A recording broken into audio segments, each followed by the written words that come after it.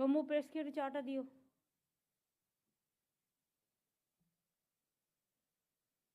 এটা রেখেছো কেন? হোয়াইট করতে বাংলার বাড়ি আগে আমি একটু বলে নিই, তারপরে করছি। প্রেস শুনতে পাচ্ছেন? নবান্ন প্রেস শোনা যাচ্ছে?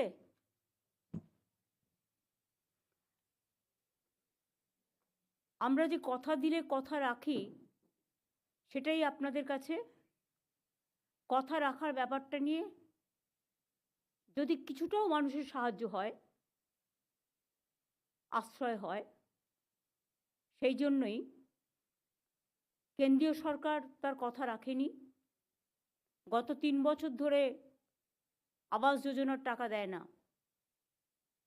100 দিনের কাজের টাকাও আপনারা জানেন প্রায় 59 লক্ষ লোককে আমরা টাকা দিয়েছি, প্রায় 2700 কোটি টাকা রাজ্য সরকার এক্সচেকার থেকে গেছে।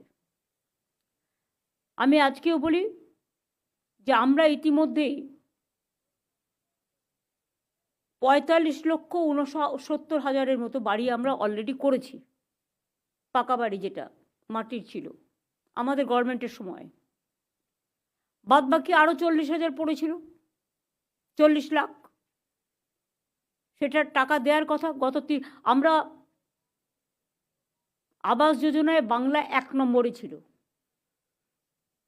তা সত্ত্বেও টাকাটা দেওয়া হয়নি। 3 বছর ধরে বাংলার বঞ্চিত মানুষেরা বঞ্চিত হচ্ছে, গরিব মানুষগুলো। তাই আমরা সিদ্ধান্ত নিয়ে বলেছিলাম যে ডিসেম্বর মাসের 15 তারিখের পর আমরা টাকাটা ছাড়ব, 11 লক্ষ বাড়ি। কিন্তু তারপরেও আপনারা জানেন কিছু ঝড় জল, সাইক্লোন, দানা এসব হয়ে গেছে, তাই তাদেরটাও আমরা এতে ইনক্লুড করেছি। করার ফলে 12 লক্ষ বাড়ি হয়েছে।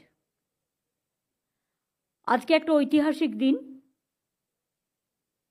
এবং রাজ্য সরকার তার সীমিত ক্ষমতা সত্ত্বেও নিজের টাকা থেকে সম্পূর্ণ নিজস্ব টাকায় বাংলার বাড়ি গ্রামীণ প্রকল্পে রাজ্যের 21টি জেলার 12 লক্ষ যোগ্য পরিবারকে বাড়ি তৈরির জন্য প্রথম কিস্তির 60,000 টাকা করে তুলে দেবে। আজকে টাকা সরাসরি তাদের ব্যাংক ও পোস্ট অ্যাকাউন্টে যেতে শুরু করেছে। এখান থেকেও কয়েকজনের হাতে আমি অনুমোদনপত্র তুলে দেব। আমি তাদের সকলকে আমাদের অভিনন্দন জানাই। 60,000 করে দুবার 1,20,000 টাকা করে দেওয়া হবে। তার জন্য আমাদের খরচা পড়বে 14,773 কোটি টাকা। বাংলার বাড়ি প্রকল্পের একটাই উদ্দেশ্য, গরিব মানুষকে আশ্রয় দেওয়া। আমরা মনে রাখবেন, বেনিফিশিয়ারি সঠিকভাবে বাছার জন্য রাজ্য জুড়ে আমরা আবার সার্ভে করেছি। 11 লক্ষ সার্ভে আগে করা ছিল, প্রায় 36 লক্ষ সার্ভে করা ছিল কেন্দ্রীয় সরকারের। তা সত্ত্বেও আমরা 11 লক্ষ বাড়ি, যেটা প্রথম লিস্টে ছিল, তাদেরটা আবার সার্ভে করেছি। এবং 27,000-এরও বেশি টিম 35 লক্ষ লোকের বাড়িতে গেছে।